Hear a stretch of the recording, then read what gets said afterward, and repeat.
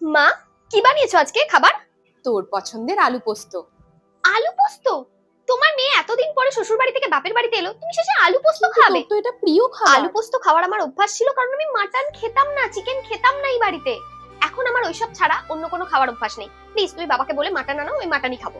রান্না হয়ে গেছে। না না না না, তুমি আনাও, আমি ওটা ছাড়া ভাত খেতে পারি না। বাবা, তোমার সাথে আমার একটু দরকার ছিল।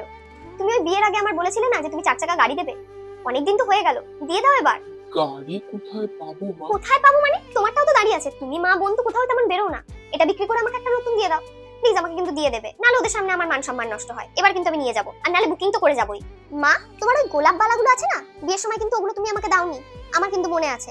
এবার আমি ওগুলোকে নিয়ে যাবো। এখন দেখো আমার হাতটা একটু মোটা মোটা হয়ে গেছে, এখন আমার ওগুলো হাতে হয়ে যাবে।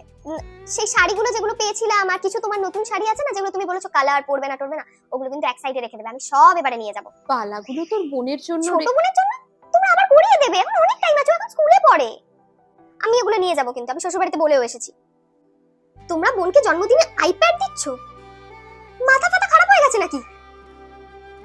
পড়াশোনা খাতায় কলমেও করা যায়, আমি যেমন করেছি। আর আইপ্যাড আমি নিয়ে যাচ্ছি, ওখানে শাশুড়ি সারাক্ষণ টিভি দেখে, আমার সিনেমা টিভি দেখার জায়গা নেই, আমি এটাতে তোর সিনেমা দেখি। বোনের পড়ার জন্য কিনে দিয়েছে তোর বাবা। তো অত যদি হয় তাহলে বোনকে আরেকটা কিনে দাও। তুমি আমাকে না দিয়ে বোনকে দাও কি করে? আমি এটা নিয়ে গেলাম,